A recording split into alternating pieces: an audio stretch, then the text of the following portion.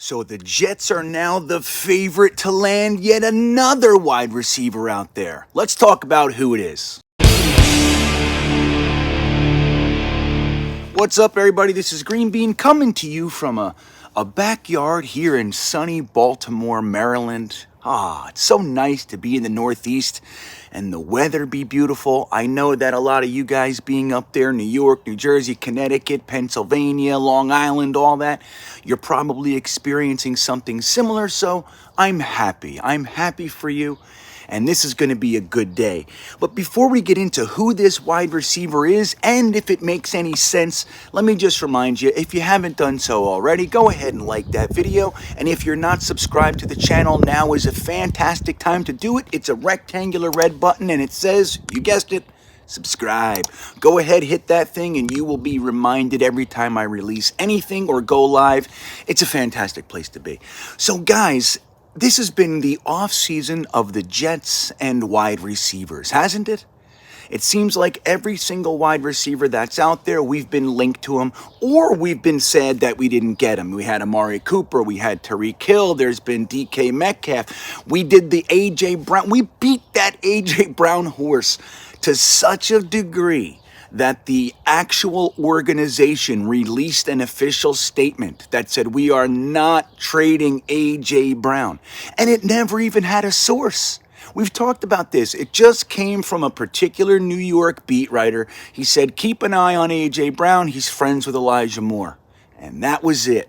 And it was an explosion. So we have been linked to everybody. And then there were even guys like Robert Woods that we weren't necessarily rumored to be in on, but when he got traded, we were mad about it because it wasn't us anyway, right? So now this leads us to another guy. Now, he was mentioned in that little pool of wide receivers, A.J. Brown, DK Metcalf, and Deebo Samuel. So he was mentioned back then, but it didn't really have any legs.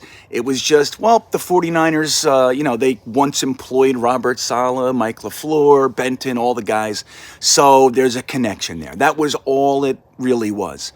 But now, as time goes on, some weird things are happening. One, Deebo Samuel is actually Tyshawn Rasquan. Did you know that? Tyshawn Rasquan.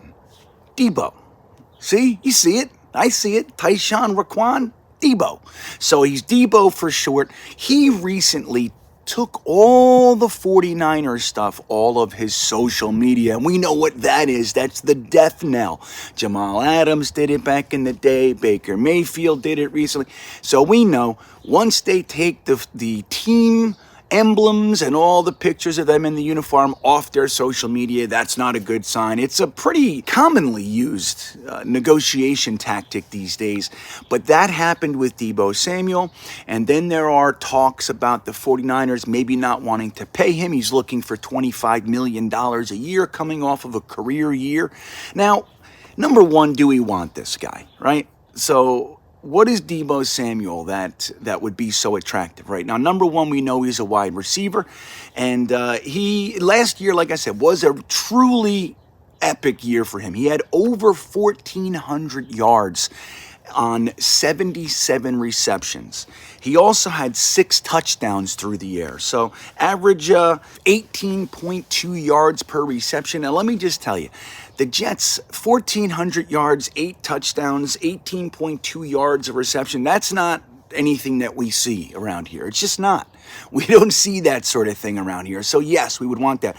But in addition to that, he also had 59 rushing attempts. 59 rushing attempts for 365 yards for a 6.2 yard average.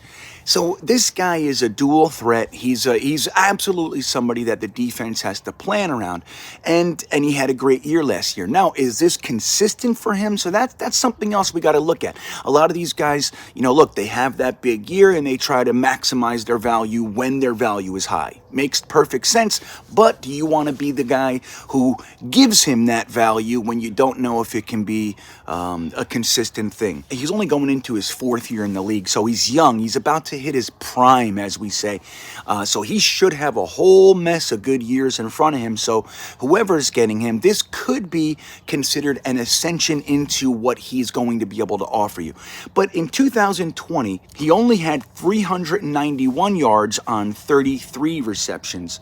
He also had 8 rushing attempts for 26 yards, so a little bit different. Now, in 2019, he had 57 receptions for 802 yards, so that's his rookie year.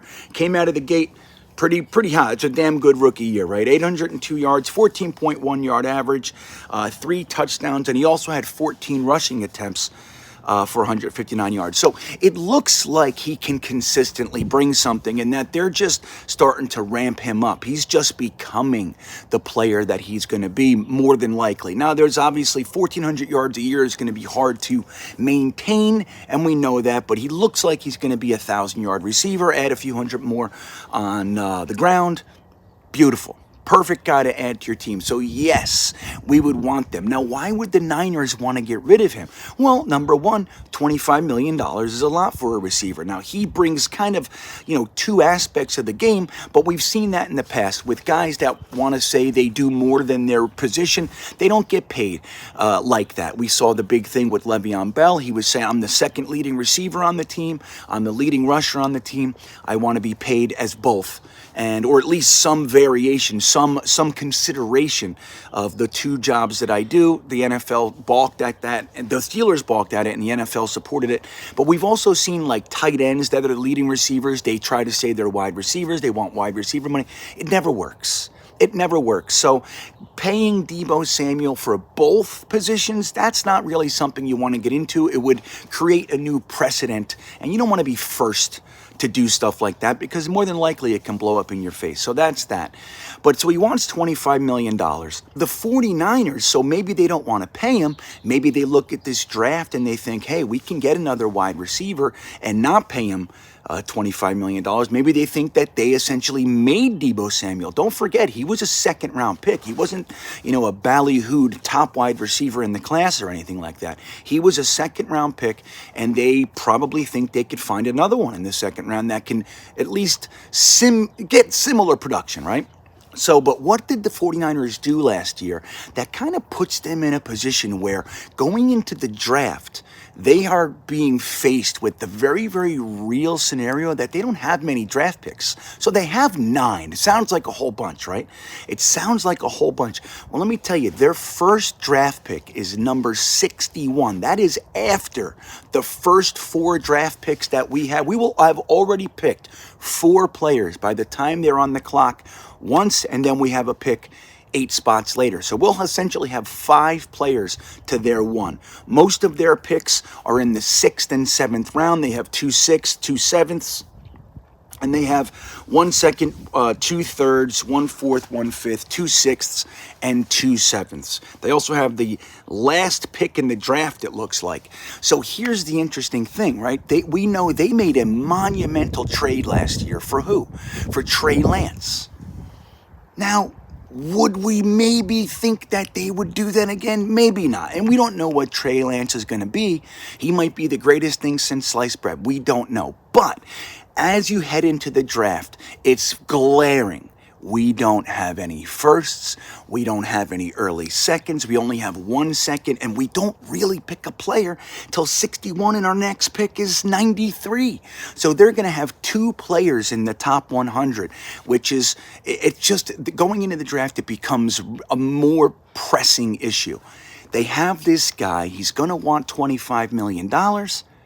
Maybe we can get something for him. They're going to try to recoup anything that they can. And you know that they're at least thinking about how to get these picks back. Don't forget, man, they traded 3 first-round picks, 2021, 2022, next year's first, and they have another 3rd from 2022 this year that they received from the NFL for hiring Robert Saleh.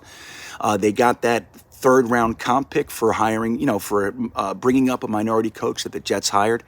So they gave one of those 3rd round picks to the Dolphins as well. So it's pretty interesting. They gave up a lot of capital. Now, again, going into this year, maybe they regret that a little bit. Maybe they're like, hey, man, we have to have a pick. We have to have pick 38 or something like that. Now, what are they going to want for Deebo Samuel? Are they going to want a similar deal as Tyreek Hill? Well, I don't know. I don't know if that can happen.